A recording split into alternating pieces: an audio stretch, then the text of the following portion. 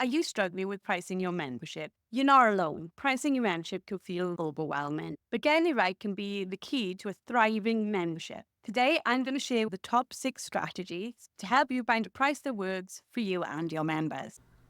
Hi, my name is Joe Parrott. I've got a successful 6-figure membership and I started it with very little budget. I know how difficult it can be to price up your membership, feeling like you've got it right, feeling this where you want it to be. And that's why today I'm going to take you through these 6 proven strategies. So let's get started. Here are 6 efficient ways that you could price your membership. We have to price our membership the right way to ensure we attract the right people and that they stick around. So the first way you can do it is with a tiered membership. Now this is quite complex to run, but it basically means that you have different levels. So that can be like a bronze, a silver, or gold, or a VIP and a standard member. It doesn't matter how you do it. What it does is say that these people pay this price and these people get more by paying more. It is a way that people can do it, but what you really have to be careful of is around the fact that you are then going to need to set up the processes behind that to make sure that it works for you. If you are going to use this way, I'd start really simply, maybe having 1 or 2 levels and then maybe add in more. For me, within my membership, we have 1 standard level. That way it means that I don't have to worry about how people access different types of content within the membership. For me, it's all about keeping it really, really easy to use so that it's really easy to run. So tiered membership gives you flexibility around different pricing, but it does give you complexity around content. Next, we can look at introductory pricing. Now, this is where I started. I started with a really, really low founding member price. In fact, it was so low, it was ridiculous. It was £1.99 per member, and people who started with me right back at the beginning have held on to those memberships for those prices forever. A lot of that was to do with my confidence around whether I was worth anything, whether my membership was worth anything, but it was also because I didn't know what the price should be. I was very much where you are now. But what I worked out in my head is it did actually do me a benefit. It gave me a really small budget straight away. So we had 200 people, which is a huge number, join at a really, really low price. And what that did was give me like £400, £300-400 to just start the membership. It wasn't a lot, but it did pay for little things like hosting and for my email provider and things that you have to pay out right from the very start. Would I go in and do it that low again? No, I wouldn't. I would definitely be a little bit higher. But what it did mean is go up step by step by step. I was able to get so many people in at such a low cost because I had already built know, like, and trust with a lot of people within a free community. So they already knew me, they already liked me, they already trusted me, and they had faith in me that whatever we were going to produce was going to be worth it. One thing about an introductory member is you've got to be really transparent that it's going to be a price increase. That will help people to get into your membership quicker, but it also doesn't shock people when then you take it up. So I was very clear, it was an introductory founding member price, and then we were going to increase it up. And we have increased it up. We started at £1.99, we're now £19.50. There's a big difference in that, but we built it up step by step by step. And it also allowed me to build as we built content. So our price went up as our content increased. So there was an additional value for the new price people were going to be paying. Third, let's dig into value-based pricing. When I started, I had no other membership in the niche I was working in to sort of go against. There were other dog training memberships out there, but I didn't know what they were producing and whether what we were producing was going to align to that. So value-based pricing is making sure you don't start too low. That's why I said to you, if I was to start it again, I would start it much higher because it was too low for what it was. My value was wrong.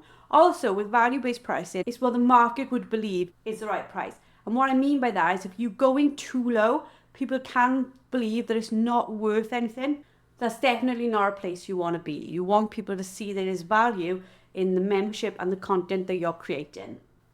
Think about the things that you are going to give access to. Things like expert advice, live coaching, anything where there is normally a cost attached to it. If somebody was trying to access it outside of the membership, think about the value of that and how that aligns with the membership that you're creating.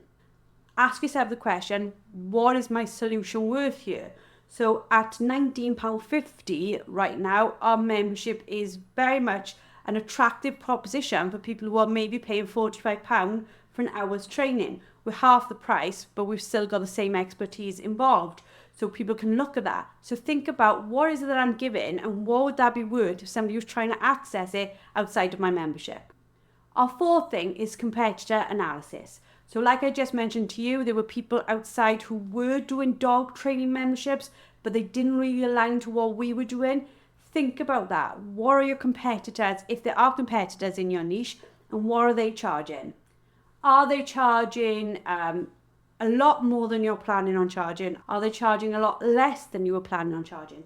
Have a look at what's available in your industry, in your niche, and see where you can fit in that. If you go too low, people can believe that there's no value in that or low value in that. If you can go too high, you can price yourself out of the market.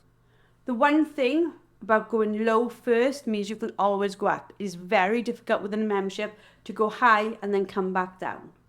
Use your knowledge and your expertise to set the price and make sure that price showcases the value of your membership. Remember, your price is part of your brand. What you decide to charge will have to align with that.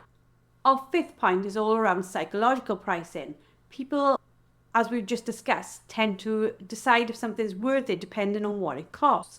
We all do it. If we see something for, I don't know, let's say a tin of beans and it's 36 pence, we will automatically believe it's less value than the leading competitor of £1.50. So you need to bear that in mind, is what should I charge where I would be seen as being great value. Also think about the exact price. So for example, sometimes you might have a membership $46.99. We will believe it is better value. So that 0.99 that we see in all the supermarkets that we all hate is there for a reason. There is a psychological reason for why people and brands do that. Just be careful when you're doing that, because obviously that has direct impact on things like accounting, understanding where things are going. It can seem quite messy. Pricing your membership at like $29.99 instead of £30 makes it sound more affordable, and that can make people join you. Even this minimal difference makes a difference in people's minds.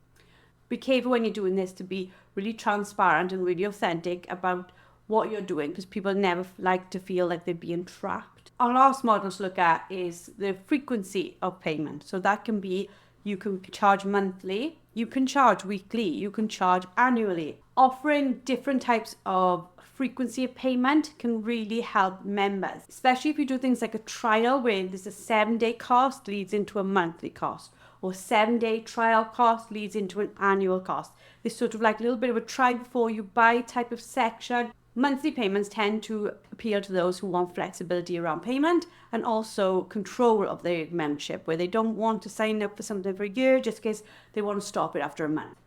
Annual memberships tend to be taken up by those who've been around you a little bit. They know, like, and trust you. They like the content and they want to sign up. Or by those who want to have some sort of discount, some percentage off, or so many months free because they signed up using that annual membership offer.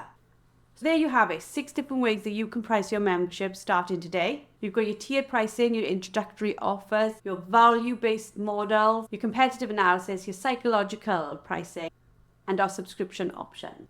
Remember, pricing isn't about just picking a number.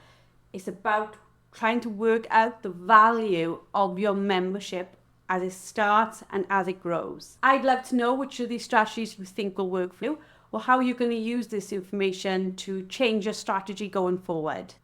Drop a comment below, share your thoughts. Please subscribe. Please let me know what you think of everything. This is a brand new YouTube channel. Look out for my next video, which will continue to help you set up your membership. Don't forget to subscribe for more tips on how you can build and manage your membership community. Thank you so much for watching, and I'll see you in the next video.